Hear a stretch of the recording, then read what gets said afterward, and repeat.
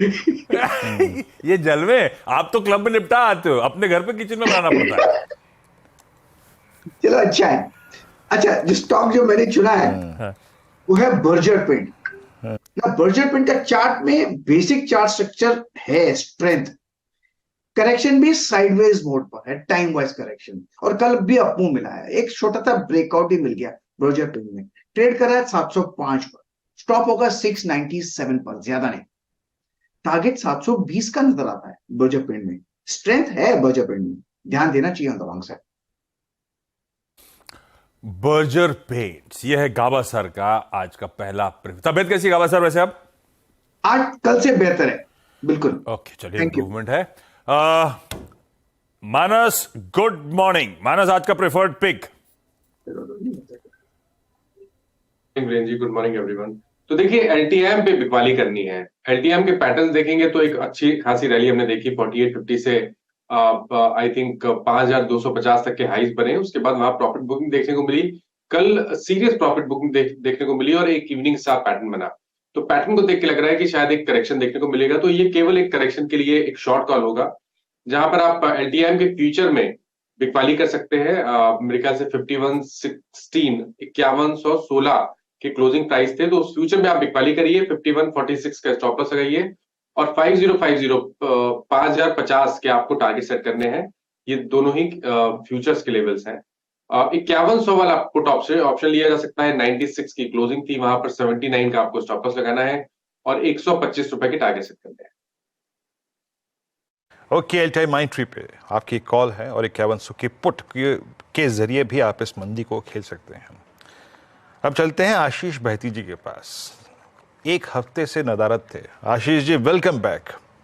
कैसी रही छुट्टियां आपकी और क्या क्या किया, और इस मंदी को दूर से बैठ के देख रहे थे या फिर कुछ करा भी? और आज की top call. Good morning Viren ji, good morning Ashish ji. Viren ji thank you. छुट्टी काफ़ी अच्छी थी। मैं गोवा और साउथ कर्नाटका में था, तो काफ़ी अच्छा एक एक्सपीरियंस रहा। जो आज का टॉप कॉल रहेगा वो है यूएसएल पे खरीदारी की सलाह रहेगी। जिस हिसाब से लास्ट वीक गिरावट देखने मिली यूएसएल में, स्टॉक ने 20 डेमा पे सपोर्ट लिया है और जिस हिसाब से बेस बना है 20 डेमा पे, काफ़ी इंप्रेसिव है। स्टॉक कल वापस 1000 के ऊपर निकलने में सफल रहा और जिस हिसाब से 5.5 लाख करीब करीब ओपन इंटरेस्ट खड़ा है कॉल्स का, एक मैक्स पेन जोन बना हुआ है। फिर कंडीशनल बाय है। आज अगर खुलने के बाद ये सस्टेन करता है 1010 के ऊपर, तो उसमें खरीदारी की सलाह रहेगी। जो स्टॉप लॉस में मेंटेन कर रहा हूँ 995 का एक एसएल मेंटेन करे। हमें लगता है कि इसमें 1035 तक के लेवल्स देखने मिल सकते हैं। बहेती साहब is back with the bang. Friday को यूएसएल प्रेफर्ड पिक। अच्छा, बहेती साहब कहां गए थे और क्या किया वो दिखाता हूं आप लोगों को। नहीं भाई, पहली इमेज दिखाइए। बहेती साहब कहां गए थे? मेरे को तो लगा गोवा गए हुए हैं। आप कह रहे हो गोवा के आगे निकल गए, कर्नाटक गए हुए थे बहेती साहब। और आपके दूसरे सवाल का बहेती साहब ने जवाब नहीं दिया, इन मंदी के दिनों में कुछ किया कि नहीं किया। अरे छूटता कहाँ है कमाने की अपॉर्चुनिटी? प्लेट फ्लिप करिए, दूसरी लेकर आइए डायरेक्टर साहब। ये देखिए वीरू, वादियां बढ़िया व्यूज के बीच में ट्रेडिंग चल रही है। अपने को सब खबर रहती है। बहेती साहब बोले नहीं बोले, आपके दोनों क्वेश्चन का आंसर मैंने फोटोज के साथ दे दिया वीरू। बिल्कुल बिल्कुल, तथ्यों के साथ अगर आप देखें, आपने ये प्रमाणित कर दिया कि ट्रेडिंग भी हो रही थी और मौज भी। ये कहाँ का दृश्य है ये आशीष भाईती जी? ये हमको मनोबल देता है कि हम भी छुट्टियों पर जाएं। जी वीरेन जी, मनोबल ये देता है। वेस्ट कर्नाटका का एक सीन है। तो मैं साउथ गोवा और वेस्ट कर्नाटका में था। अच्छा, चलिए, अच्छी बात है। अच्छी रही आपकी छुट्टियां, हमारी भी रहेंगी, चिंता मत करिए।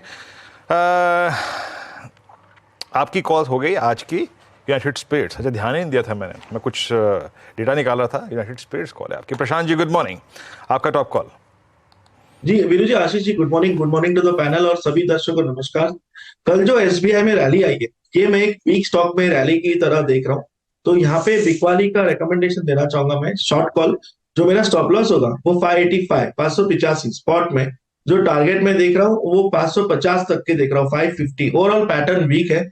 जहां स्ट्रॉन्ग बिकवाली हुई थी कुछ दिनों पहले, वहां बहुत स्ट्रॉन्ग वॉल्यूम है, रैली में बिल्कुल भी वॉल्यूम नहीं है। तो मैं इसको एक फेक ब्रेकआउट अबाउट 200 डेमा देख रहा हूँ और मैं एक्सपेक्ट कर रहा हूँ कि यहाँ पे बिकवाली कंटिन्यू होकर ये 550 तक जाएगा। एसबीआई सेल का आइडिया आता हुआ सावंत साहब की तरफ से। यार वो पैनल में बार बार नजर वहीं जा रही है। सतपुते साहब को दिखाई डायरेक्टर साहब, फुल पे नहीं दिखाएंगे क्या सतपुते साहब को? आज ये नया सूट वूट है क्या सतपुते साहब? थोड़ा चेंज चाहिए ना आशीष जी। अरे Good देखा, morning. ऐसे पकड़ता हूं मैं आंख में चौंधिया रहा था मुझे एकदम स्क्रीन पे, तभी मुझे क्लिक हुआ। सतपुते साहब आज का top call. Morning Ashish ji, morning Viren and morning everyone. हाँ आशीष जी, थोड़ा Good नया morning. चाहिए ना, बाकी कुछ नहीं। वो ब्लू पहन के थोड़ा सा थक गया था तो थोड़ा सा अलग कलर। आशीष जी देखिए, नजर जो है वो है सीमेंट सेक्टर पे। अगर आप ओवरऑल सीमेंट का स्ट्रक्चर देखें तो कल आपने अगर नोटिस किया होगा तो लास्ट में एसीसी, अंबुजा, अल्ट्राटेक, मुझे लगता है यहाँ पे अच्छी एक रिकवरी थी। तो कल बाजार में इतना प्रेशर था लेकिन सीमेंट ने थोड़ा सा बचा के रखा। तो मुझे लगता है कि यहाँ पे अगर मुझे एक चुनना है then I would like to go long in UltraTech. UltraTech अगर आप टेक्निकली देखें तो यहाँ पे जो पैटर्न दिखता है that's a bullish engulfing candlestick pattern. At the same time 10, 20 and 50 day में के ऊपर ये क्लोज है।